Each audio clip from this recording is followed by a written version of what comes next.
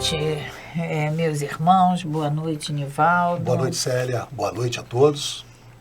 Mais uma segunda-feira, mais um encontro para estudarmos o Livro dos Espíritos. Mais uma oportunidade que nos está sendo dada pelo nosso Pai. Mais uma oportunidade que temos de nos envolvermos com esses ensinamentos, de trazermos esses conhecimentos para o nosso íntimo, para o nosso interior.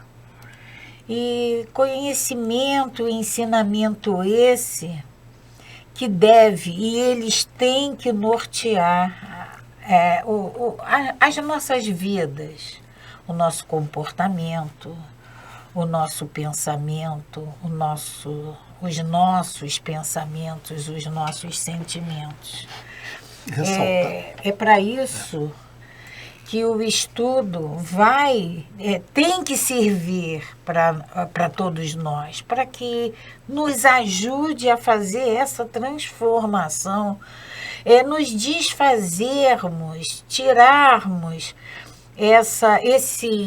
essas crenças, esses hábitos que durante muitos e muitos anos ficaram enraizados. Nos foram trazidos. Eu ia falar exatamente isso, né, Sarah? A importância desse estudo, porque nós nos deparamos nos nossos dias, né, com determinadas situações em que a gente pensa, e agora, como proceder? Qual é a forma mais correta para se adotar, né, em determinadas situações? E a gente tem um guia aqui, que não só o Livro dos Espíritos, mas o livro dos médiuns, o Evangelho, a Gênesis, o céu e o inferno, eles juntos nos trazem esse conjunto de ensinamentos que a gente precisa. É o embasamento que a gente precisa. Total. Nós estávamos, inclusive, comentando aqui, antes de iniciarmos o programa, a nossa gravação aqui do estudo, da necessidade do conhecimento da doutrina espírita, inclusive, quando fazemos o atendimento fraterno em nossas casas, né? É verdade. E atendemos aquelas pessoas e percebemos as dúvidas que elas trazem com relação a determinados procedimentos, que seria facilmente dirimido se tivessem o conhecimento da doutrina espírita. Mas encontramos, inclusive, Célia, muitos espíritas que se encontram, a gente percebe, em dúvida por falta do estudo da doutrina espírita. E muitos irmãos inseridos nessa doutrina e que muitas das vezes tomam atitudes, tomam posições, têm pensamentos que vêm completamente de encontro com o que a gente... Os ensinamentos da doutrina espírita. Percebe aqui, de encontro com o que nós estudamos. E aí a gente percebe claramente aquela passagem lá do Evangelho, o segundo mandamento, instruí-los. Instruí-los, perfeitamente, Sério. Porque muitas das vezes a gente sabe que o amor com que nós nos dedicamos ao trabalho é fundamental. É fundamental. Mas o instruí-los é também uma lei. É essencial. É essencial. Foi uma determinação trazida por Jesus para nós. Amai-vos, mas também instruí-vos. Porque a gente precisa estar com esse duo, né, Célia, da razão e da emoção. Mas precisamos do conhecimento para a gente poder agir com exatidão. Frisando mais uma vez, reafirmando a nossa gratidão de estarmos aqui com esse livro, com esse estudo e com a presença de vocês. Vamos fazer a nossa prece antes de iniciarmos o nosso estudo, dando sempre graças a Deus por mais uma vez estarmos aqui, agradecendo, Pai, pela tua bondade, pela tua misericórdia, de nos conduzir, de nos incentivar, de nos fortalecer nessa nossa procura desses ensinamentos, agradecendo ao nosso Mestre Jesus, esse irmão tão dedicado que nos foi dado por Ti, Pai, a quem precisamos recorrer em todos os momentos, Te pedindo, Mestre, nos dê a mão, nos ajude nessa nossa caminhada. Alimente essa nossa vontade de perseverar na aquisição desses ensinamentos. Mas, acima de tudo, Mestre, que possamos trazer para os nossos corações, que possamos sentir esses ensinamentos que tanto procuramos, que tanto necessitamos. Esteja conosco, nos alimente, nos doe, Mestre, a tua serenidade, a tua harmonia, para que possamos, com equilíbrio e passos firmes, perseverar nessa nossa procura de melhoramento. Que assim seja, graças a Deus. Graças a Deus. E a nossa reflexão para a nossa semana é essa, que vocês poderão ler conosco. O tempo é igual para todos. Diferentes são as prioridades. E a gente pode, quando a gente fala o que o tempo é igual para todos, hoje é uma segunda-feira, 8 horas da noite, estamos aqui sentados. Perfeito. Procurando esse estudo. O tempo é igual, é 8 horas da noite para todos nós. E aí a gente se pergunta, quando diz assim, diferentes são as prioridades, qual é a nossa prioridade neste momento?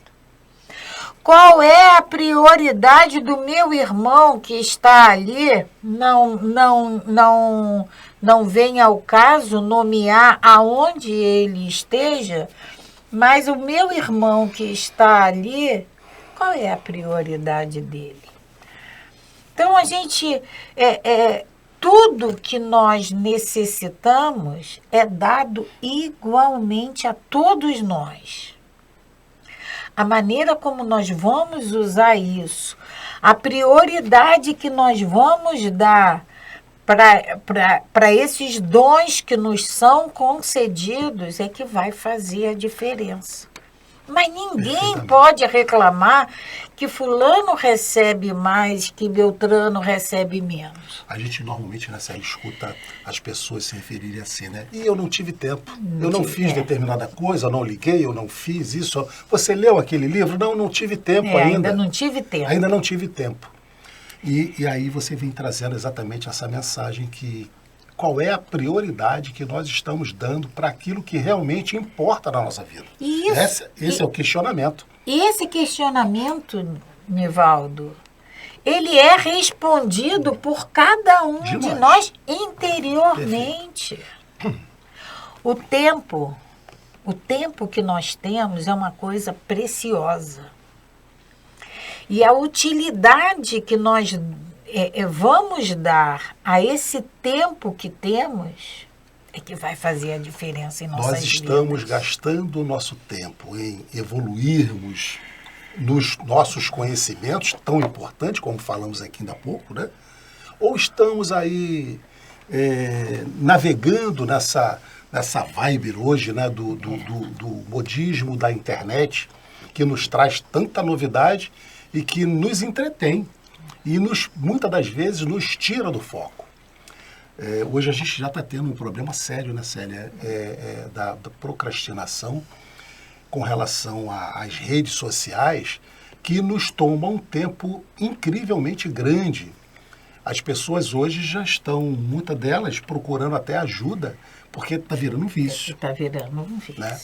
as pessoas já não conseguem mais viver sem o tal do celular. A gente olha, inclusive, paramos nos sinais de trânsito, se nós olharmos, nós vamos ver que todos, ou a grande maioria, está utilizando já, naquela pequena parada do trânsito, o seu celular. Sem se falar quem anda de metrô e ônibus, que vai perceber que até as pessoas em pé estão lá usando o seu celular. E você tocou num assunto muito interessante, porque eu tenho o hábito de andar de metrô. E é incrível. Num vagão, é mais fácil a gente contar. A gente conta nos dedos quem não está usando o celular. Eu também, uma vez por semana, ando de metrô. Quando a gente consegue encontrar alguém com um livro... então... É uma coisa assim extraordinária. É verdade. Extraordinária. Você olha assim, mas o que será que ele está lendo, né?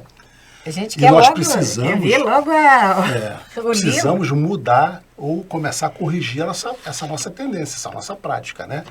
Priorizar o nosso tempo. Não é que a gente não possa.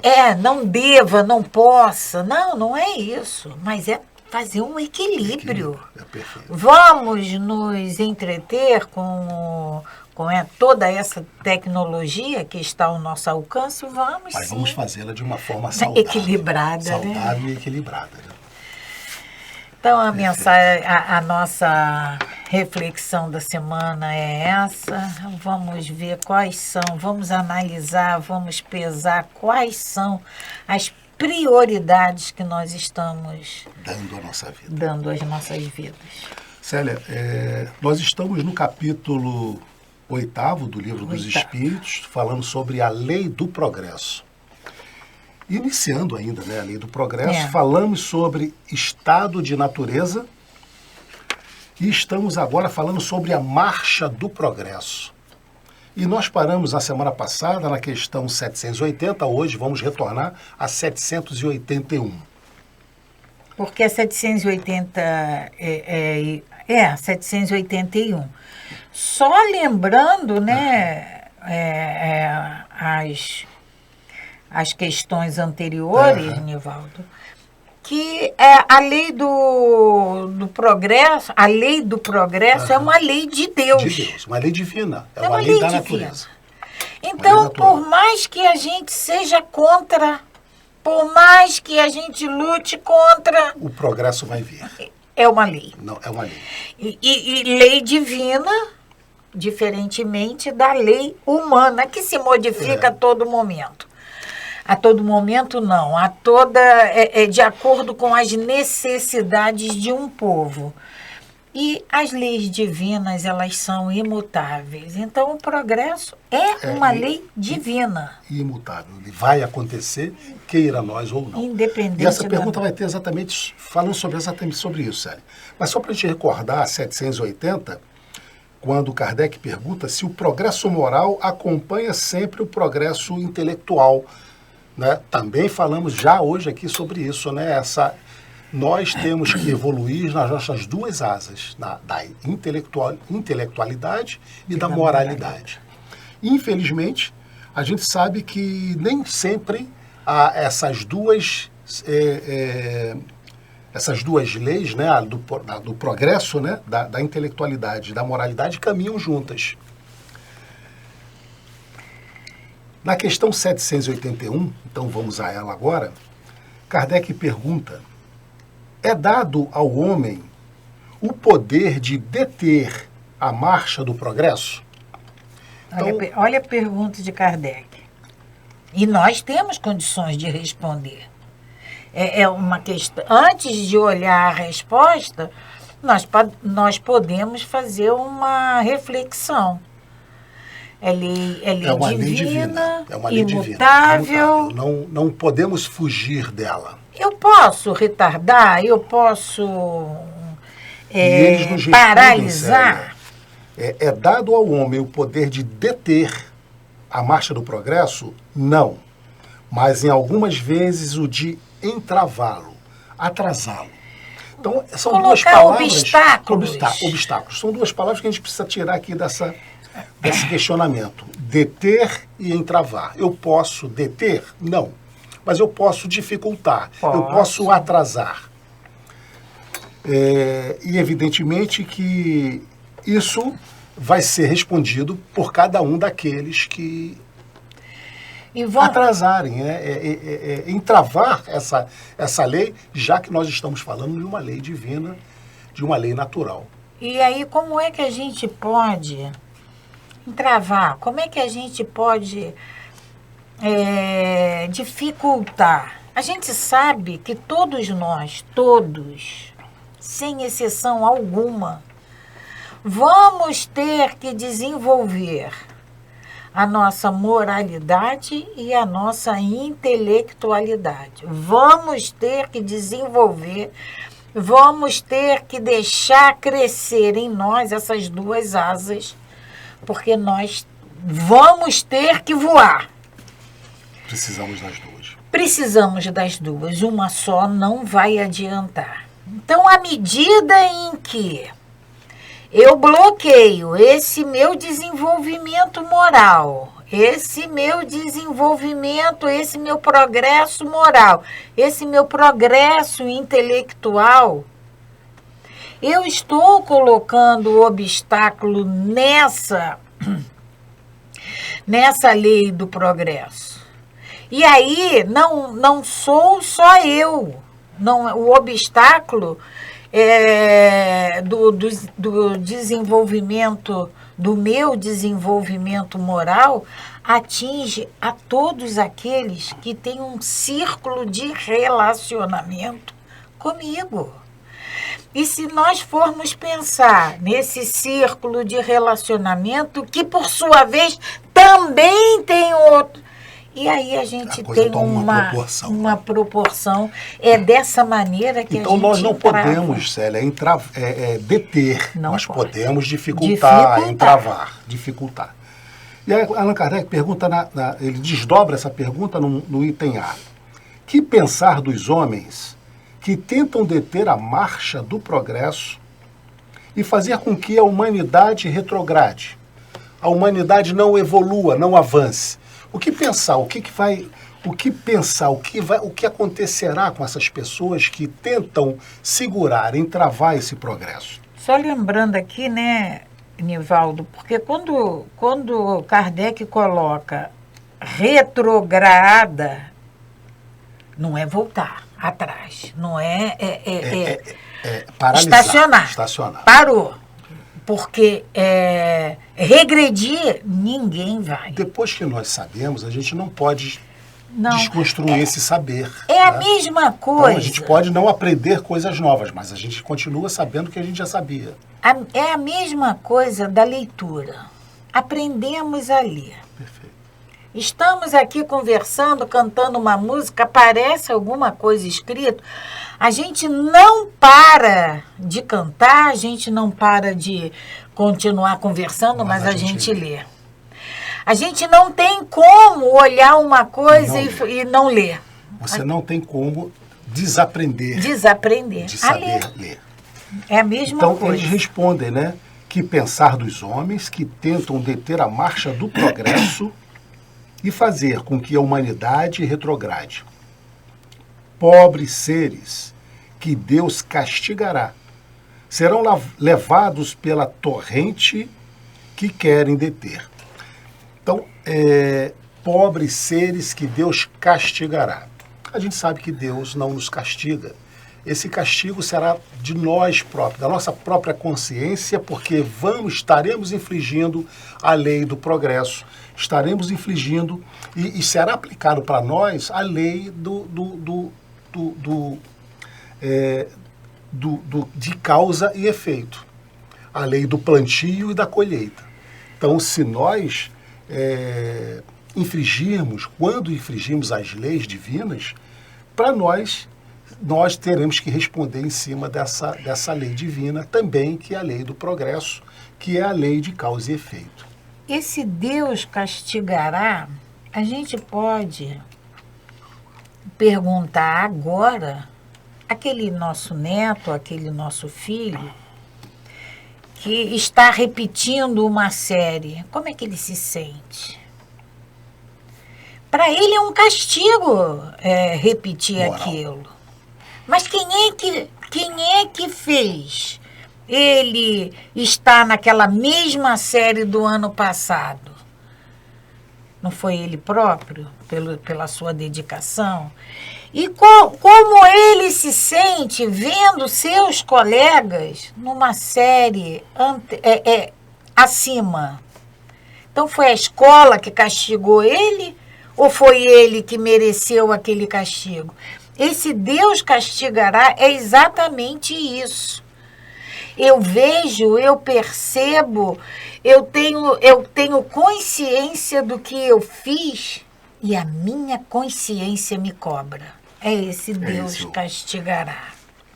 Allan Kardec traz uma nota em cima desse questionamento e ele diz assim para nós: sendo o progresso uma condição natural humana, a ninguém é dado o poder de a ele se opor. É uma força viva que as más leis podem retardar, mas não sufocar. Quando essas leis se tornam incompatíveis com ele, despedaça-as juntamente com todos aqueles que tentam mantê-la. Isso aqui, Nivaldo, vamos esclarecer que quando essas leis,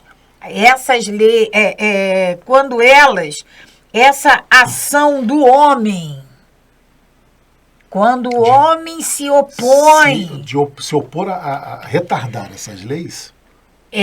Quando elas são incompatíveis com as leis...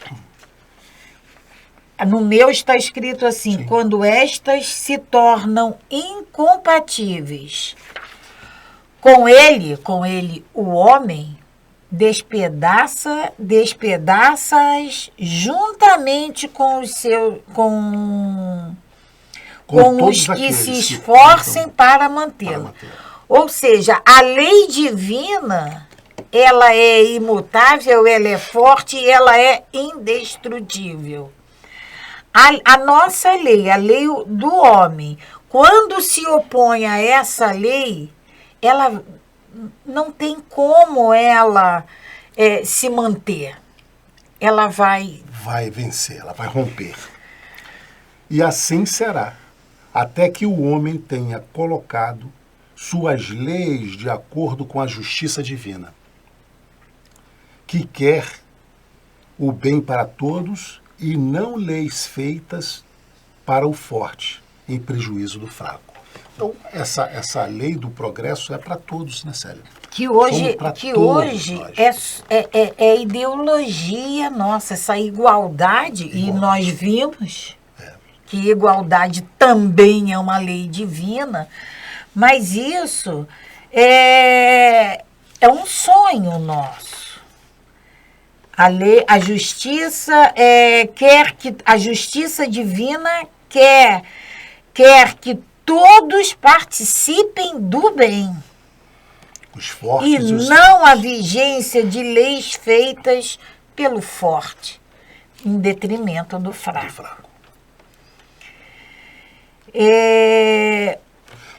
Tem alguma... Eu não tenho certeza se é no Evangelho que diz que quando as leis divinas se sobressaírem das leis do homem, nós não vamos ter mais leis. Não vai haver mais necessidade. Porque o que vai nos reger são essas leis divinas. Quando nós atingirmos, né, Célia, essa maturidade daquele entendimento do ensino maior de Jesus, né, de amar ao próximo como a si mesmo, e a Deus, né, nós não vamos precisar mais de lei nenhuma. Precisar. Quando eu respeitar porque a gente vai estar o direito praticando do essa meu lei irmão, de amor, de justiça e de caridade. Aí nós vamos para a questão 782. Kardec pergunta: não há homens de boa fé,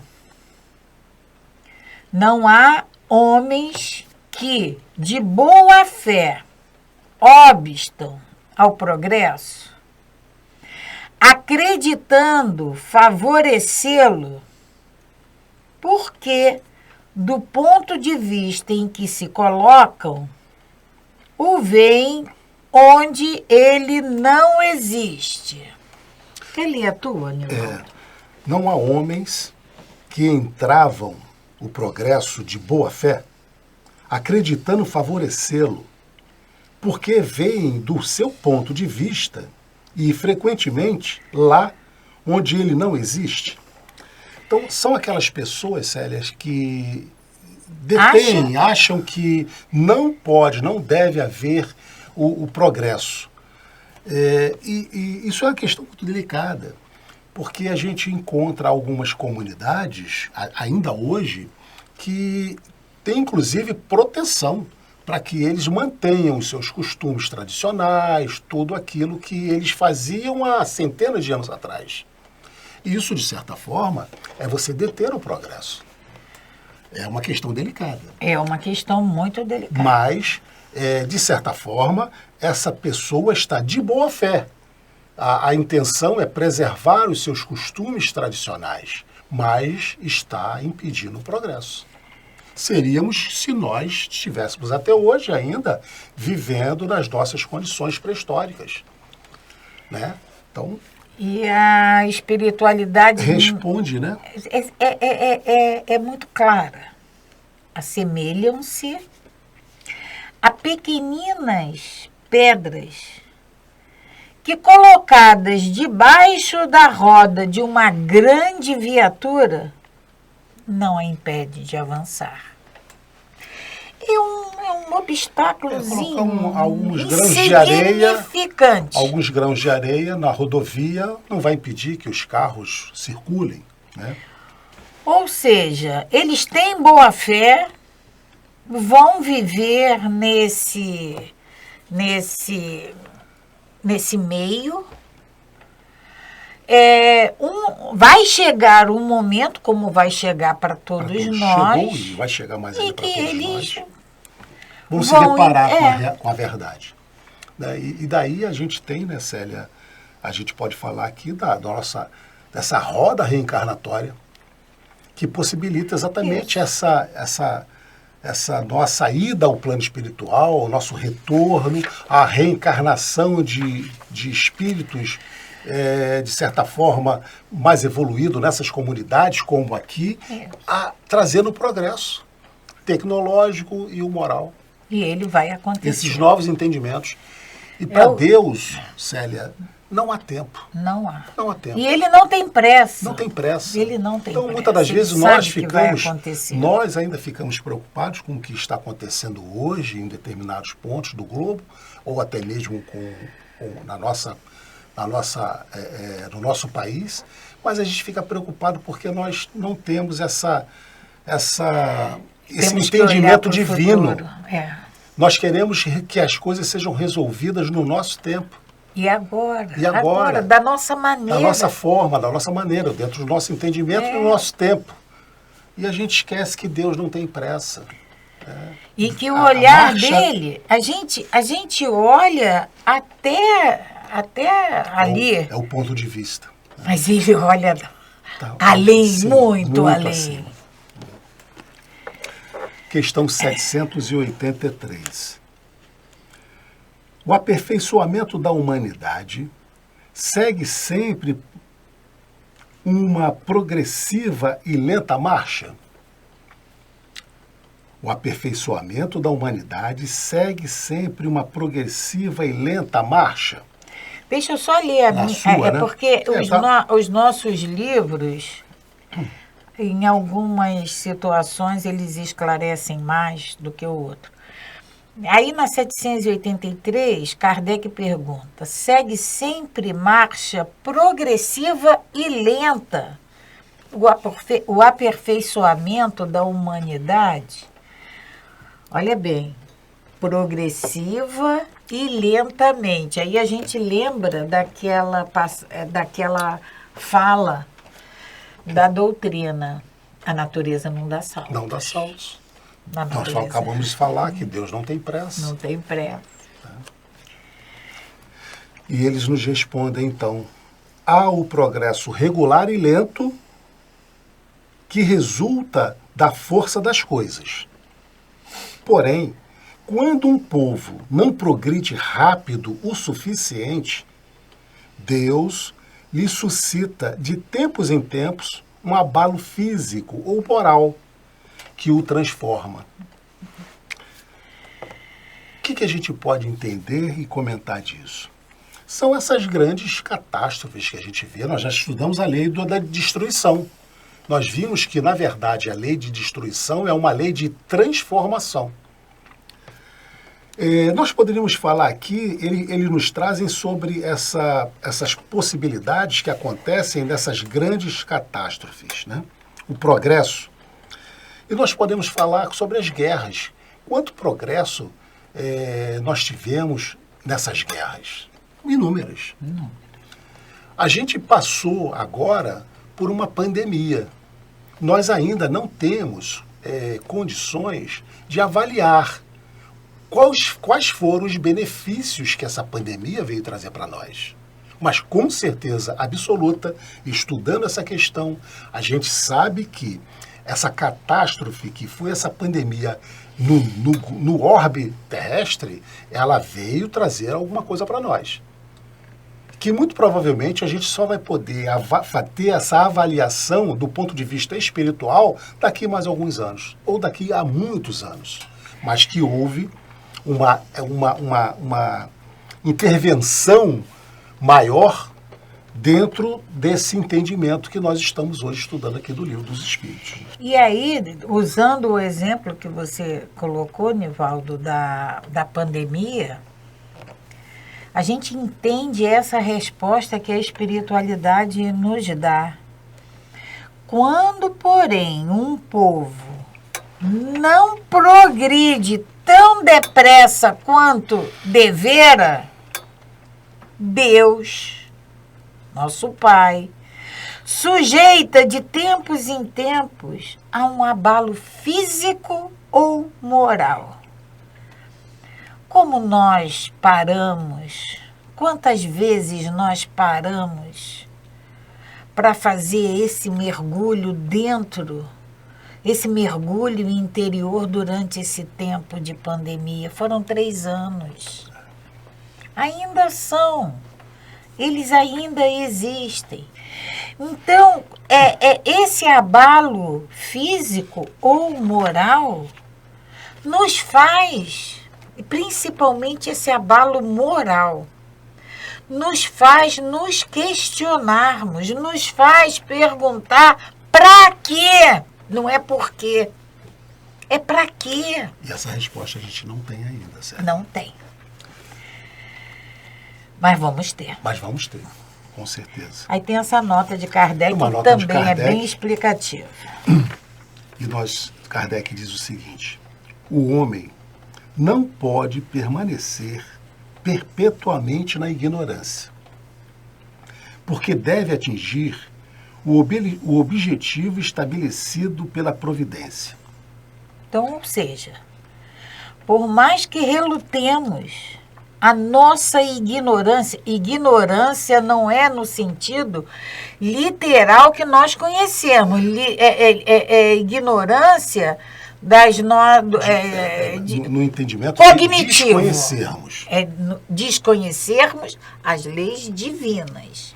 É essa ignorância. Então, o homem não pode permanecer perpetuamente na ignorância, porque deve atingir o objetivo estabelecido pela providência. Ele se esclarece pela força das coisas. As revoluções morais, como as revoluções sociais, se infiltram pouco a pouco nas ideias. Estas germinam durante séculos, depois de repente, irrompem e fazem desmoronar o edifício corroído do passado, que não está mais em harmonia com as necessidades novas, nem com as novas aspirações. eu costumo falar que na nossa escola terrena, nossa escola educativa, de conhecimentos, muitos não têm a oportunidade de serem matriculados. Mas na escola da vida, todos nós somos. E esse desenvolvimento, essas ideias que germinam, vai nos proporcionando essa saída da ignorância. Essa transformação. E ele fala aqui em séculos. E isso vai exatamente contra a nossa ideia de querer, do imediatismo, de nós querermos resolver dentro do nosso tempo. E a gente fala, será que eu vou morrer e não vou ver isso ser resolvido? Muito provavelmente. Nós não vamos morrer. Nós não vamos morrer. Encarnado.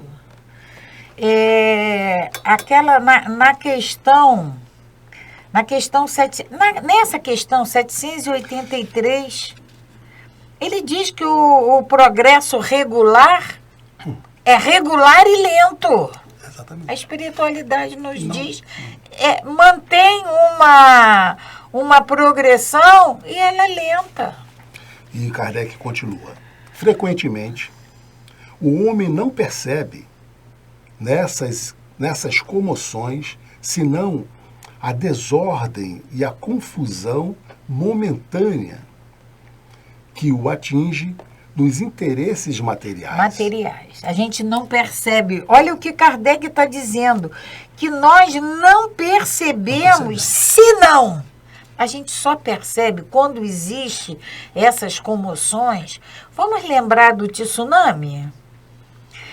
A gente só lembra daquele caos total. Acabou com prejuízo tudo. Material e humano. Só. Aquele que eleva seu pensamento acima da personalidade admira os desígnios da providência, do qual faz sair o bem. São a tempestade e a tormenta que saneiam a atmosfera depois de tê-la perturbado. Então, após exatamente toda essa catástrofe que essa confusão, que muitas das vezes é momentânea, e que a gente vai nos readaptarmos para seguir nessa providência, né, de nos reequilibrarmos. Então, a gente pode ter certeza, aí a gente volta, Nivaldo, à lei de destruição. Perfeitamente. Nada é destruído por destruir. Tudo é transformado. Tudo é transformado. E a lei de destruição, por ser uma lei divina, mais do que nunca ela tem um objetivo também divino. Então, a gente não pode entender essas catástrofes que nos acontecem como sendo meramente imprudência, como sendo meramente... descaso de Deus. Não é. Não é. Jamais. Com certeza. Esse Pai amoroso, misericordioso, justo, bom, tudo isso que a gente sabe que ele não pode agir dessa maneira e jamais agiria. Talvez a gente leve alguns séculos, como eles nos dizem, para que a gente possa entender por que e como passamos por isso. Qual a finalidade. Então vamos para 784. Kardec diz o seguinte, pergunta para a espiritualidade. Bastante grande é a perversidade do homem. Esse livro foi de 1857. Kardec já diz, bastante grande é a perversidade do homem. Não parece que, pelo menos do ponto de vista moral, ele, o homem, em vez de avançar, caminha aos recuos. Essa fala a gente... Nós temos, que o mundo piorou. Essa fala a gente ouve bastante, né? O mundo piorou. O mundo piorou. O homem está... Eu já escutei... Nós estamos pior do que nós éramos antes. Que uma coisa que não deu certo foi a nossa criação. Isso aí é lamentável, mas eu ouvi isso. Então, Kardec diz que é muito grande a nossa perversidade. E aí ele afirma, não parece que pelo menos do ponto de vista moral, O moral só, né, Célia? Porque do ponto de vista intelectual, já naquela época de Kardec já havia evolução e hoje mais ainda. A gente sabe, né, o quanto nós evoluímos em termos tecnológicos. Mas ele está se referindo aqui ao ponto de vista moral. E a gente ouve realmente essa expressão de que, essa ideia de que nós pioramos. Aí a espiritualidade nos responde: enganas-te. Nós estamos enganados. Observa bem o conjunto e verás que o homem se adianta, pois que melhor compreende o que é mal e vai, dia a dia, reprimindo os abusos. Mas não é o que acontece. Com certeza.